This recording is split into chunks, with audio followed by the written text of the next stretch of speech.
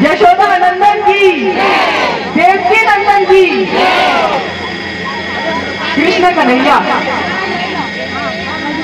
कृष्ण कन्हैया ये नाम सुनते ही हमारे मन में दो छवि बनती है। पहली, नटखट माखन चोर कान्हा, जो एक मटकी के बाजू में खड़े हैं, अपनी मधुर मुस्कान के साथ खड़े हैं, पांचों उंगलियों की माखन में लटपट है, और वो माता यशोदा को ये कह रहे हैं कि मैं नहीं माखन चुरा रहा था, ग्वाल बाल सब मेरे दुश्मन है, वो मेरे को फंसाने के लिए मेरी उंगली पे जबरदस्ती माखन लगाया है। और एक उनका एक ऐसा रूप है, रौद्र रूप है, जिसमें उनकी चार भुजाएं हैं। एक भुजा में उनके पास खड़क है, एक भुजा में उनके हाथ में गदा है, एक भुजा में शंख है और एक भुजा में जन कल्याण है। उनकी पहली भुजा में जो खड़क है उसका नाम क्या है आपको पता है?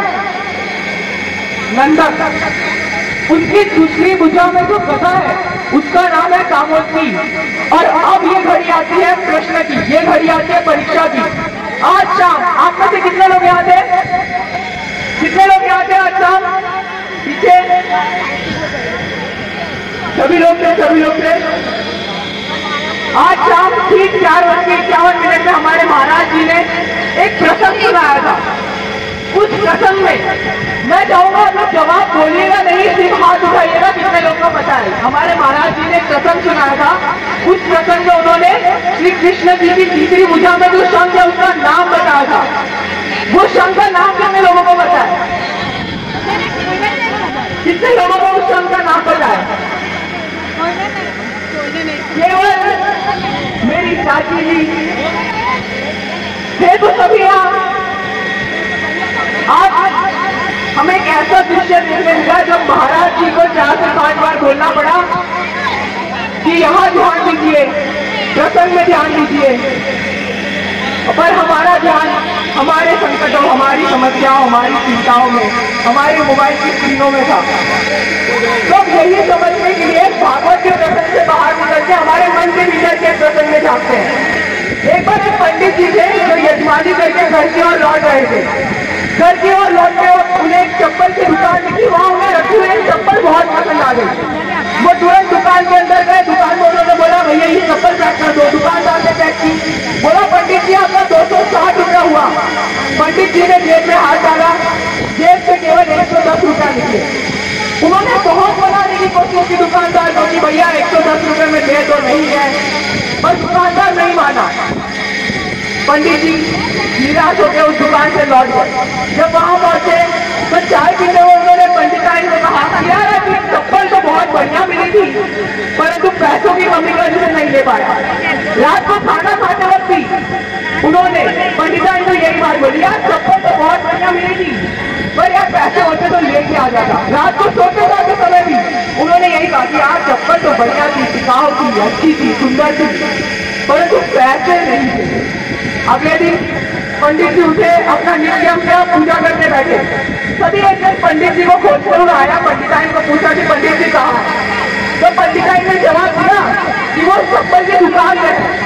पंडित जी पूजा करके जब उठे वो पंडिताइन के पास गए, बोले मैं तो पूजा कर रहा था, तुमने ये क्यों बोला मैं चप्पल की दुकान पे हूँ?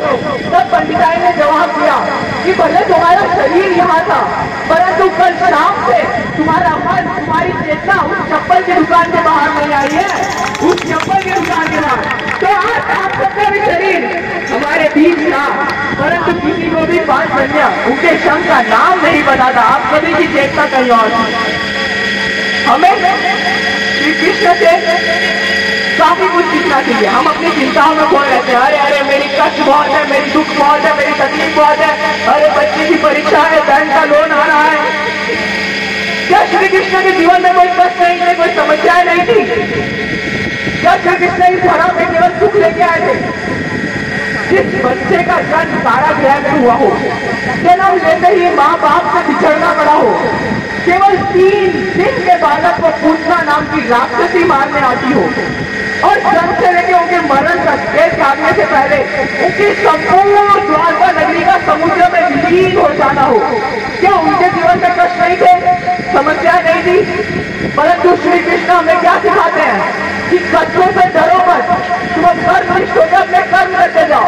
श्री कृष्ण ने गीता में कहा है कि बस कर्म तुम्हारा कल होगा और कर्म में बस सच्चाई है तो कर्म का आज निष्फल होगा।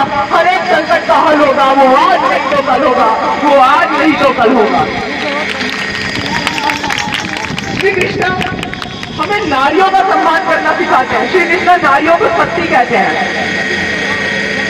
श्री कृष्ण की कितनी बीवियां थी, आप में से कितने लोगों को पता है? 16,108। क्या इसका कारण पता है? एक नारकासुर नाम का असुर था, उसने 16,100 महिलाओं को अपना कैदी बना रखा था। वो महिलाओं को खिलौना बना के सुख प्राप्त करता था।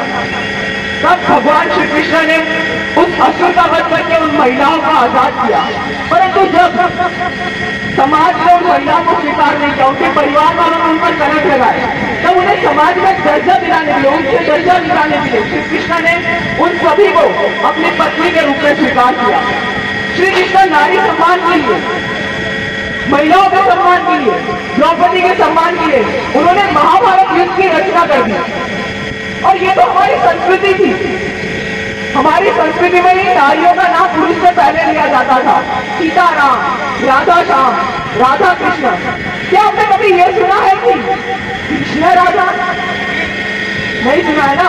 राधा के सच्चे प्रेम का यही इनाम है। श्री कृष्ण से पहले राधा का नाम है, श्री कृष्ण से पहले राधा का नाम है। फिर पता नहीं कुछ अंग्रेज हमारे बीच में आए, अंग्रेजी सोच आई और हमारा नाम हो गया कि मैं जश विवेक राय, पिता का नाम आ गया। परंतु आप हनुमान जी के पास जाके पूछो कि उसका नाम क्या है, वो किसके पुत्र है, तब वो बोलेंगे मैं अंजने पुत्र हनुमान हूँ, अंजन पुत्र महाबलदाई, सत्संग के तुम सदा साई। तो प्रभु से हम सीख तो बहुत सकते, पर सीखेंगे कैसे? सीखने के लिए केवल ये सुन के एक कान से सुन के दूसरे कान से निकाल के नहीं चलेगा। जो हमारे महाराज के अचूक शब्द है, जो अचूक बोल है, उसे हमें अपने अंदर ढालना होगा। जो अपने श्रीमद् भागवत के श्लोक है उसका हमें अनुसरण करना होगा। और अनुसरण कैसे किया जाता है? क्या अनुसरण घमंड करके अहंकार करने के मेरे पास 2 डिग्री है, मेरे पास 5 डिग्री है, मैं PhD हूँ, ये करने से अनुसरण होगा?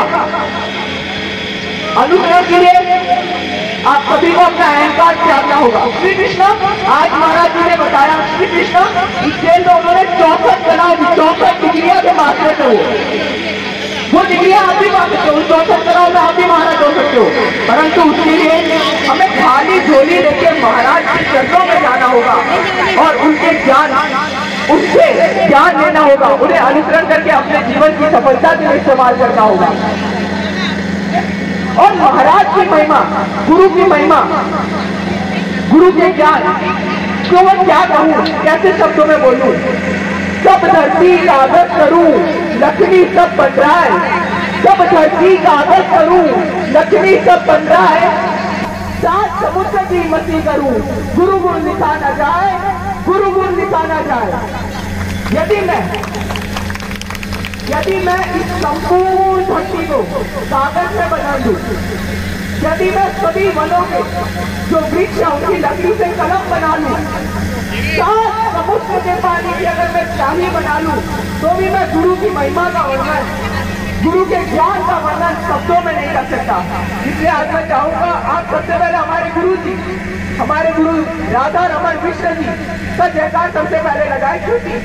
क्योंकि गुरु गोविंद दो खड़े साके लागू पाए, बलिहारी गुरु आपने गोविंद दियो बताए, बलिहारी गुरु आपने गोविंद दियो बताए। तो एक बार ऊंचे स्वर में मेरे साथ बोलिएगा, बोलिए पंडित राधा